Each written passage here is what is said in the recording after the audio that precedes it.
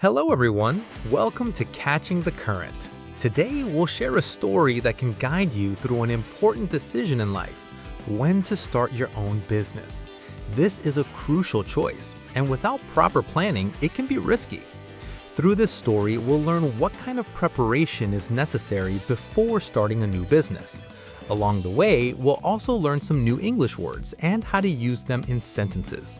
It's a perfect combination of life lessons and English learning, so stay with us till the end. In a small, bustling town, there lived a 30-year-old man named Ayan. He was a hard-working man full of dreams. During the day, Ayan worked as a salesperson in a company, and at night he transformed into a corn dog seller at a local food market. All this hard work was to provide for his wife and 2 children. Ayan wanted to expand his business by introducing new menu items, but he was constrained by limited time and constant physical and mental exhaustion. Recently, he faced a major dilemma. His demanding office job was causing him extreme stress, and the thought of resigning to focus fully on his business began to take root. However, he feared that the income from his business might not be enough to support his family. One Sunday, using his day off, Ayan decided to take his family to the countryside to visit his elderly parents. After enjoying some warm moments together, he went for a walk around the village.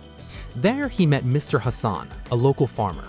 Mr. Hasan was once an office worker, but was now fully focused on his own business, which gave Ayan great hope.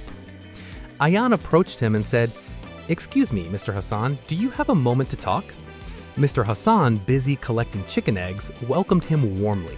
Seeing Ayan's gloomy face, unusual for such a cheerful young man, Mr. Hasan became curious.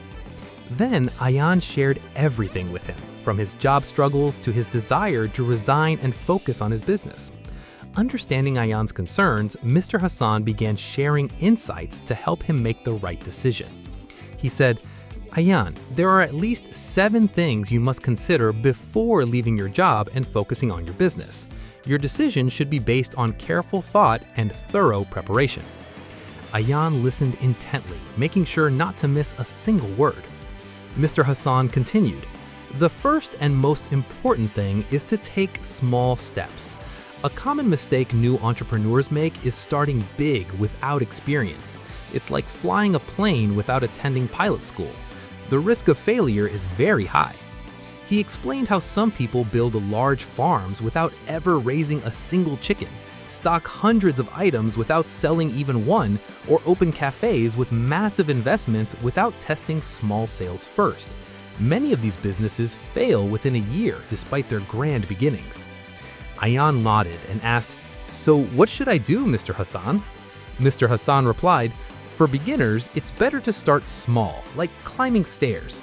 Begin with a small investment to minimize risk. If you can sell 1, try selling 3. If that works, aim for 10. As your sales grow, your experience will grow too." This advice opened Ayan's eyes. Then Mr. Hasan said, "The second thing to consider is your side business income. If your side business already covers your family's needs, it's a good sign, but still risky.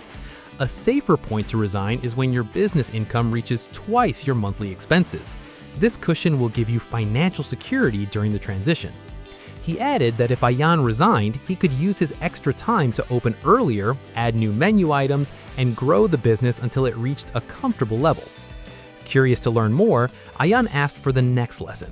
Mr. Hasan smiled and said, "Let me grab some coffee, because the next points are even more important." After a short break, they sat under a shady tree near the farm.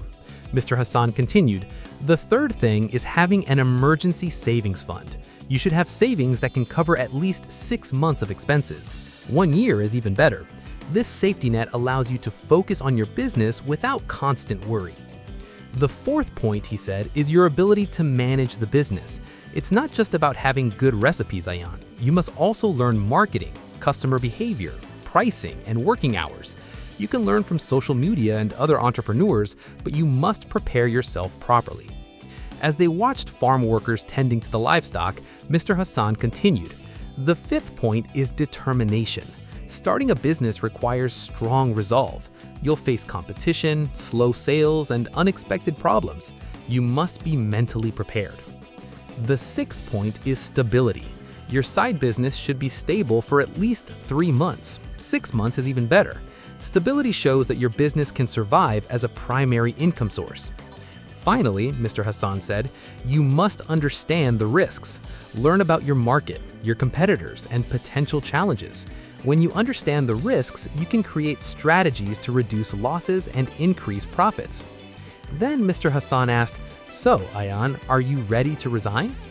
Ayan paused for a moment and replied confidently, "I will carefully consider all 7 points you've explained. For now, I can't decide yet." Mr. Hasan smiled, pleased with Ayan's thoughtful response, knowing that the advice had truly reached his heart. That evening, Ayan thanked Mr. Hasan sincerely and promised to apply the lessons he had learned. From Ayan's story, we learned how important proper planning is before making major life decisions.